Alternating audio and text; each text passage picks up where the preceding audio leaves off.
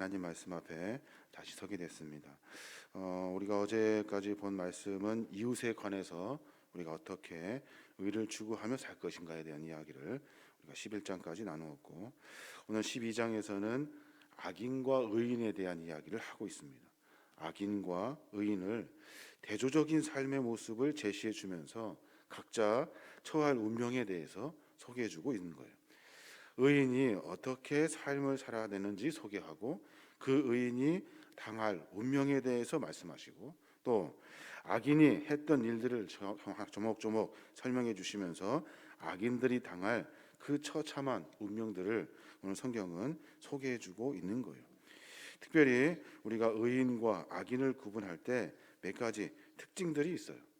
우리가 특별히 조심해야 될 것을 우리가 구체적으로 이야기해 주고 있는 거예요. 그것이 뭐냐면 마음이에요. 마음.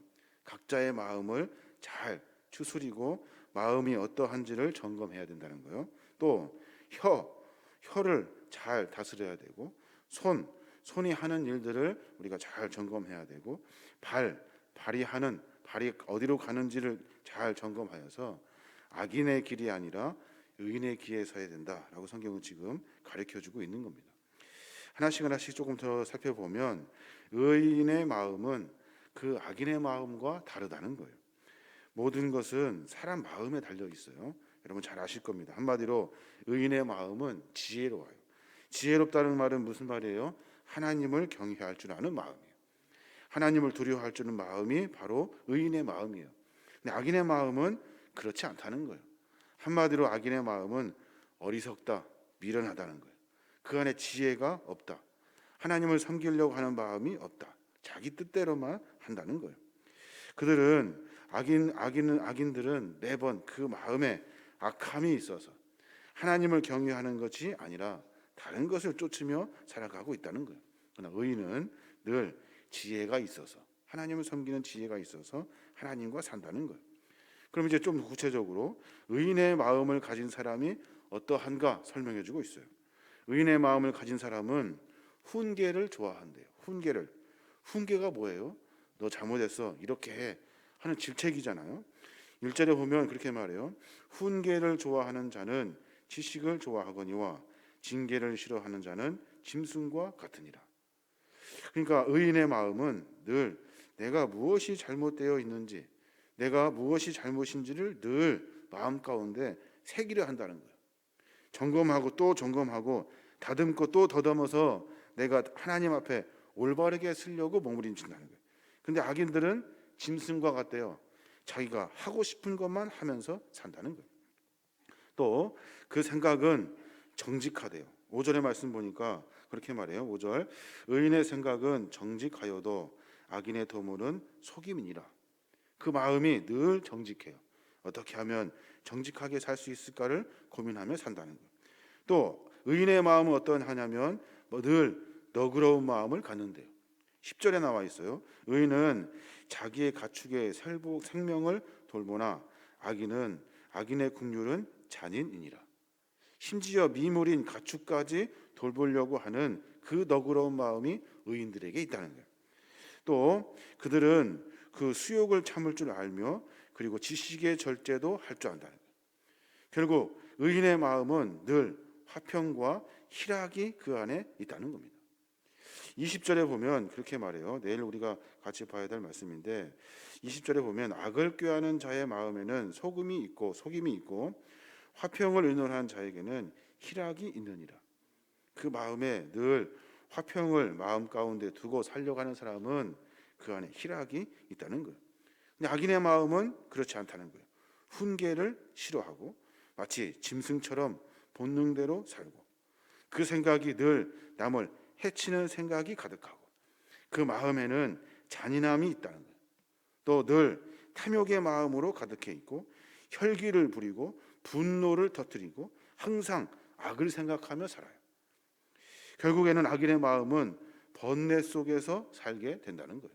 25절에 나와 있어요. 2절에 보면은 근심이 사람의 마음에 있으면 그것으로 번뇌하게 되나 선한 말은 그것을 즐겁게 하느니라. 악인의 마음에는 늘 근심이 있대요. 근심. 그러나 의인의 마음은 늘 지혜가 있고 하나님을 섬기려 하는 그 마음, 그 선한 말들을 통해서 매 순간의 삶이 즐거움을 만나게 된다는 거예요. 어떤 마음을 가져야 하겠습니까? 우리는 늘 지혜로운 마음을 가져야 돼요. 하나님을 섬기면서 삶의 모습을 점검해야 하는 거예요. 또 혀에 대한 이야기를 하고 있어요. 말에 대한 이야기인데 오늘 잠언의 그 지혜자는 혀에 관해서 훈계를 아주 많이 해요. 여러 번 계속해서 반복해서 하고 있는 거예요. 왜냐하면 인간의 그 여러 육체의 기능 중에 가장 다루기 힘든 부분이 혈액이다. 그 다루기 힘든 부분이 바로 혀이고 인간의 말이라는 겁니다. 그래서 의인과 악인이 대표적으로 드러나는 증상 중에 우리가 확연히 드러낼 수 있는 것이 뭐냐면 무슨 말을 하는지를 보면 악인인지 의인인지 분별할 수 있다. 한마디로 말해서 의인의 혀는 진실을 떼요.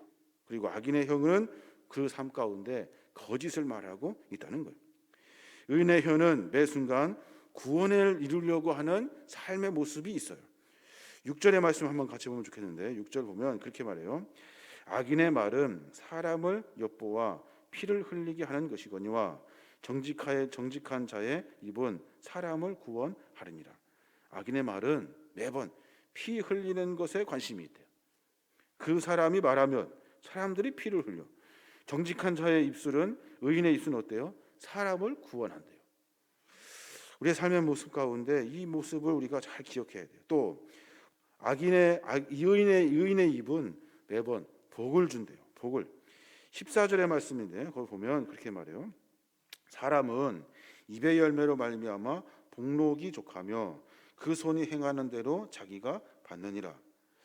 사람의 입술의 열매는 그 말들로 말미암아 열매로 말미암아 만족이 족해진대요. 복록이 만족이란 말이거든요. 만족이 가득하며 그 손이 행하는 대로 자기가 그대로 받게 된다는 거예요. 또 의인의 입술은 어때요? 의인의 입술은 의를 나타내요. 의. 매번 그의 삶을 통해서 무엇이 옳은지를 분별할 수 있다는 거예요. 그래서 많은 사람들에게 도움이 돼요. 그 사람의 말을 하나님이 기뻐하신대요. 22절에 기록되어져 있어요. 21절에 보면 거짓 입술은 여호와께 미움을 받아도 진실하게 행하는 자는 그의 기뻐하심을 받느니라.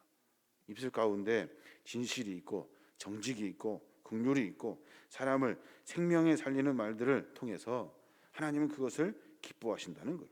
그런데 악인의 입술은 어떻게 한다고요? 하나님께서 미워하신대요. 미워하신대요. 우리 삶의 모습을 점검해서 입술에 거룩한 열매를 맺어야 하는 겁니다.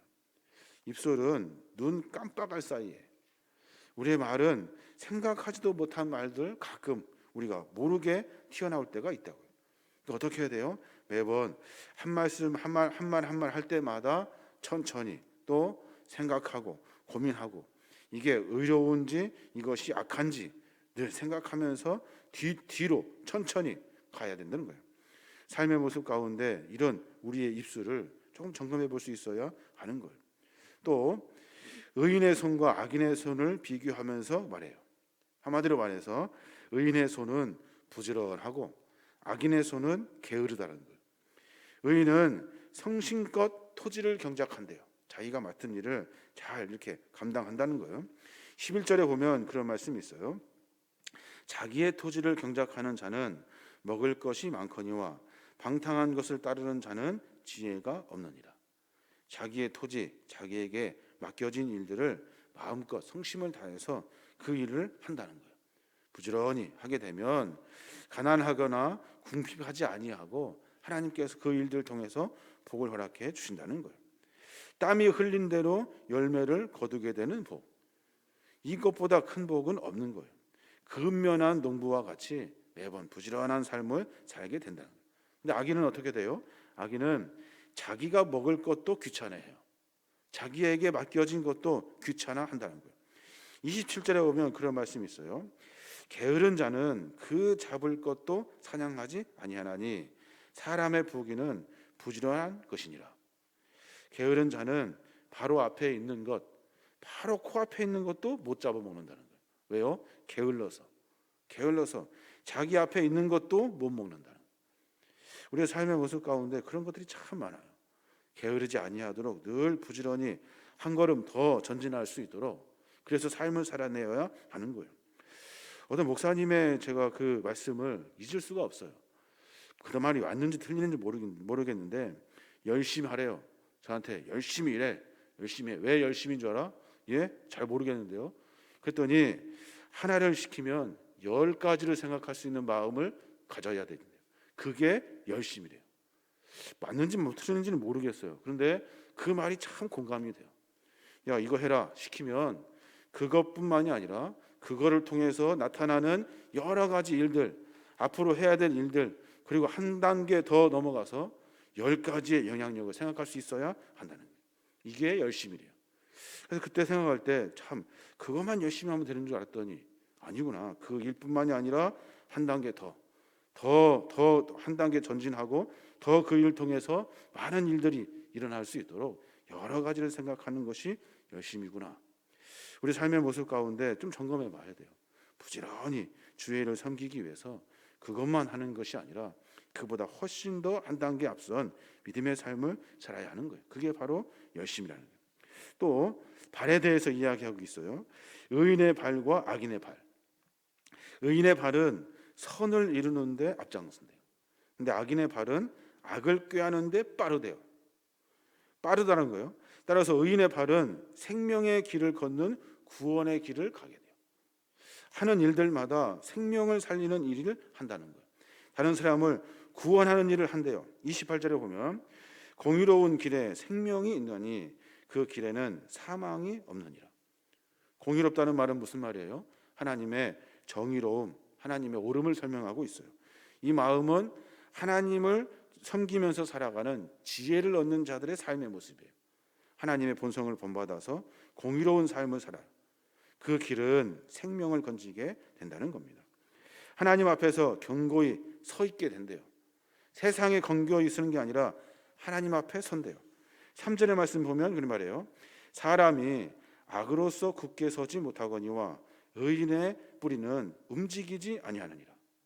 사람은 악으로서 굳게 서지 못한대요. 맨날 악 앞에 서지만 그 악 때문에 또 넘어져요. 그런데 의인은 어떻게 돼요? 의인의 그 뿌리는 움직이지 않는데요. 어디에 두었기 때문에? 하나님에게 두었기 때문에.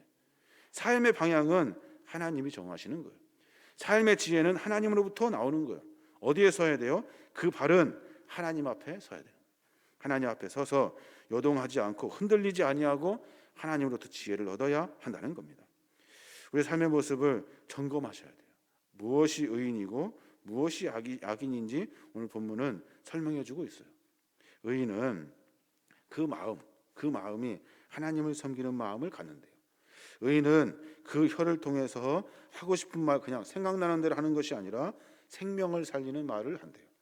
의인은 그 손을 부지런함으로 말미암아 하나님의 의의 열매를 맺게 된다는 거예요.